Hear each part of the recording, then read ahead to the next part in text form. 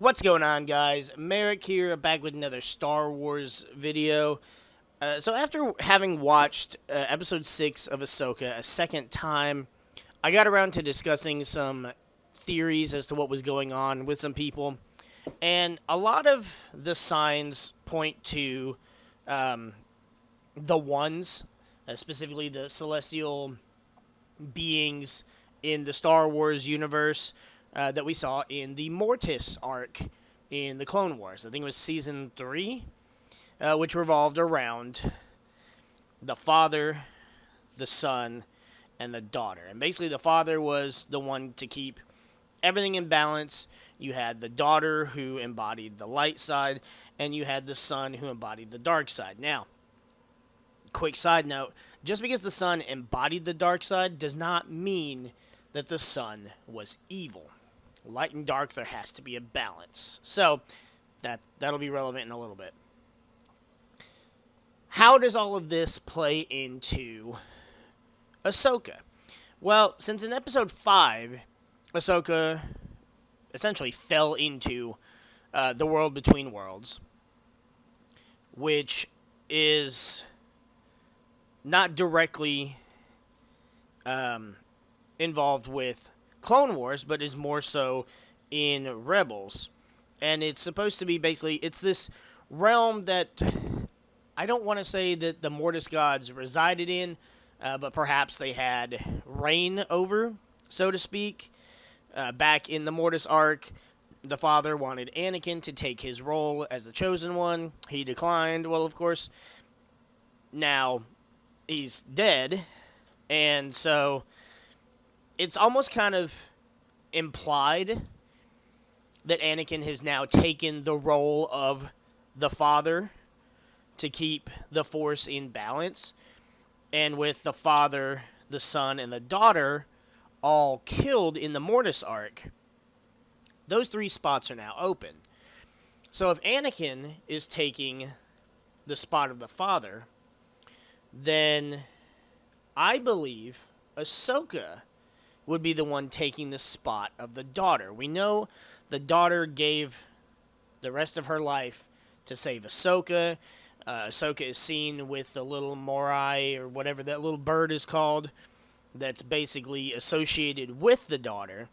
So perhaps that is going to be the explanation they use as to why Ahsoka is no longer in the Star Wars universe, or why she's gone by the time of the First Order and all that garbage. So then that leaves open the place of the son. Who is supposed to take the son's role? I feel like one explanation could possibly be Baylan Skoll. While he's not evil, he's not a Sith, he really is definitely not a Jedi with the killing he's done. He also kind of comes off, he's got very similar traits to Jason Solo from the expanded universe. Kind of a, for the good, regardless of the sacrifice being made.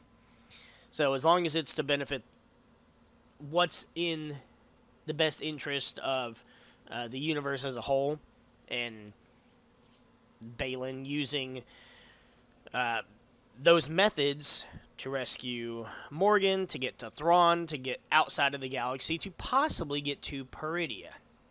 Now, Peridea is a very interesting planet because not only is it the actual homeworld of the Dathomiri witches, supposedly. They perhaps, from Peridea to Dathomir. Or is it possible they fled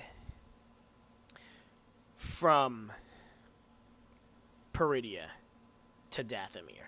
But what would they be fleeing from? Because as far as we've seen, the Night Sisters, Mother Talzin in particular, feared nobody.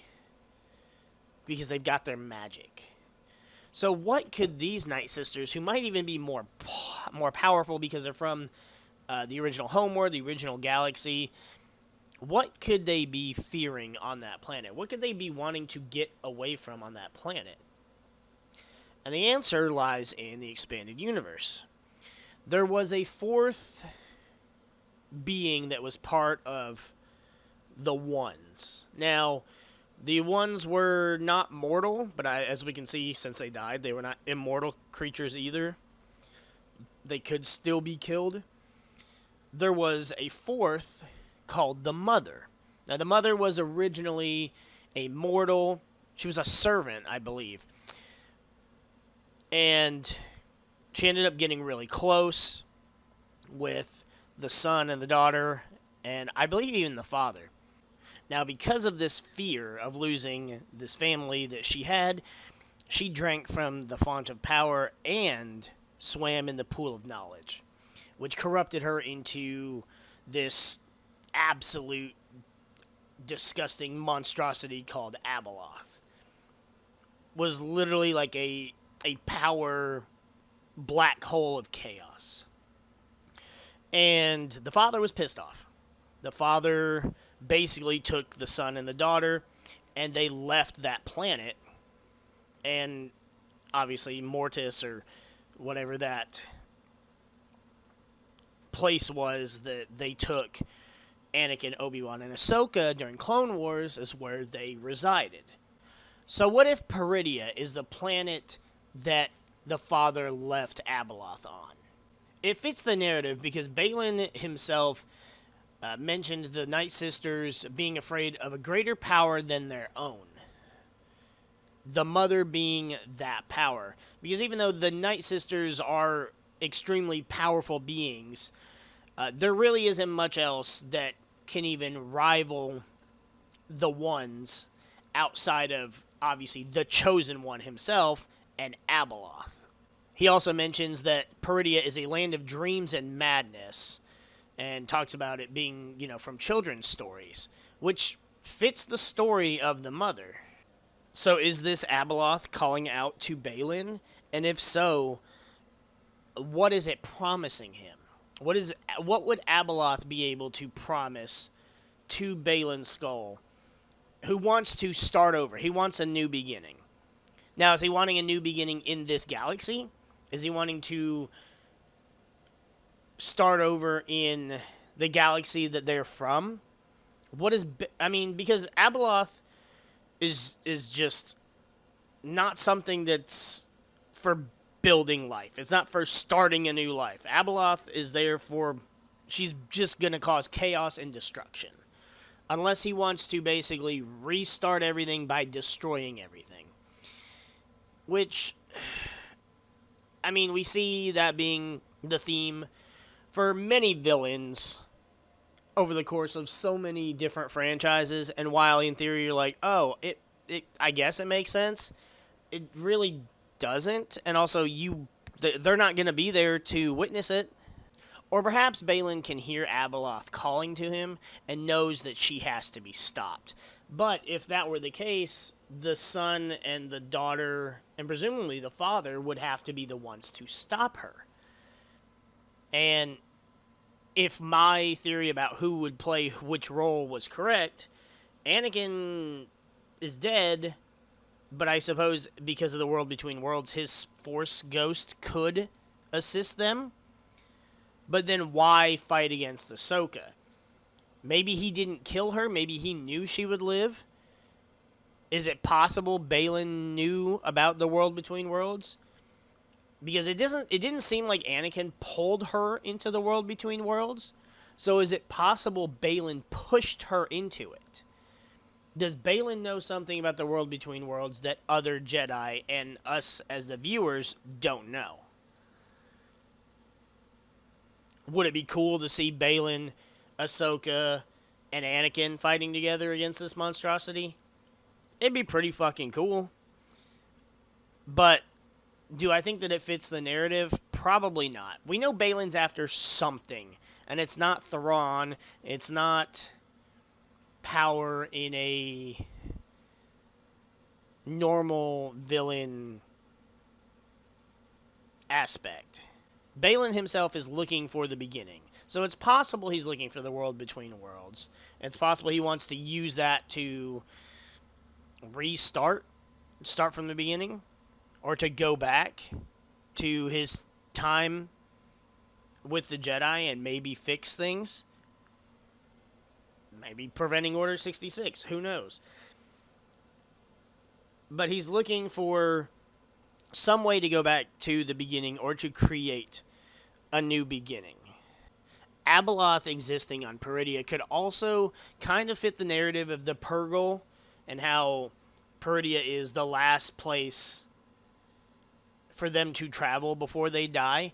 What if, since we know that in ancient times the Night Sisters tamed, or rather controlled, the Purgle, which these Night Sisters imply they don't have that ability. What if the ancient Night Sisters were using that to stave off Abeloth, feeding the Purgle life to her?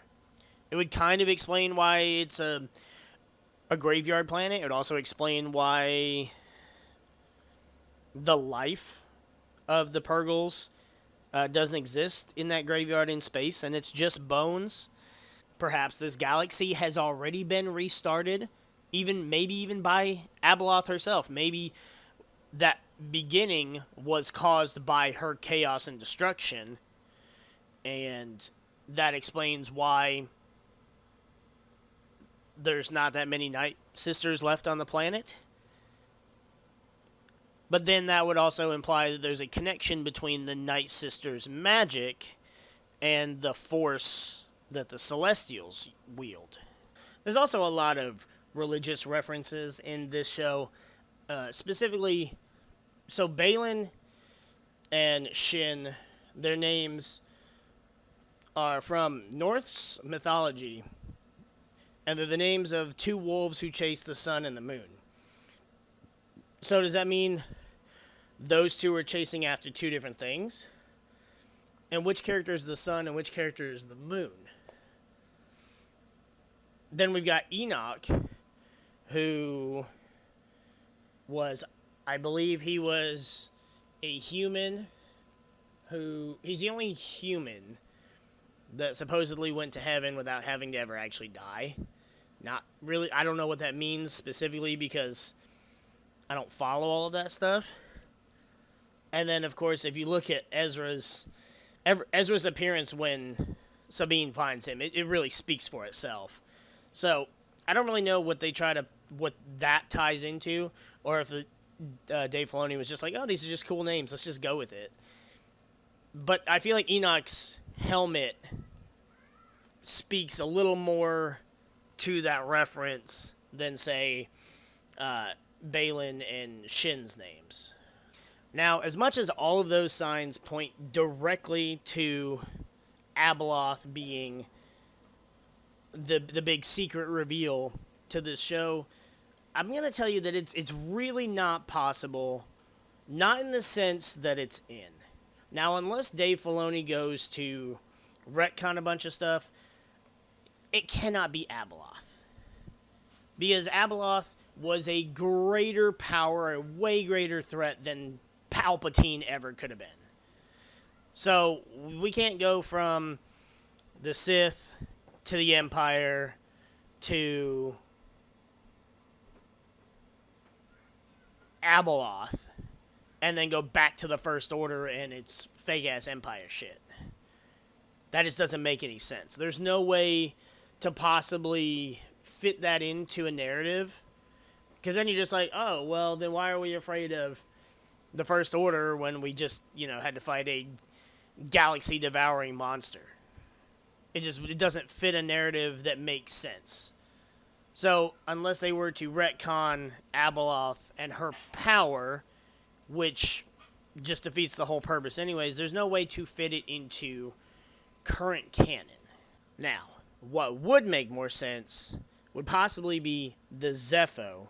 They were the main focal point in Fallen Order that I believe were a species from outside of the galaxy that were heavily corrupted by the dark side at one point, and there are several depictions during Episode 6 where we see Zepho-like inscriptions on the Peridian Towers.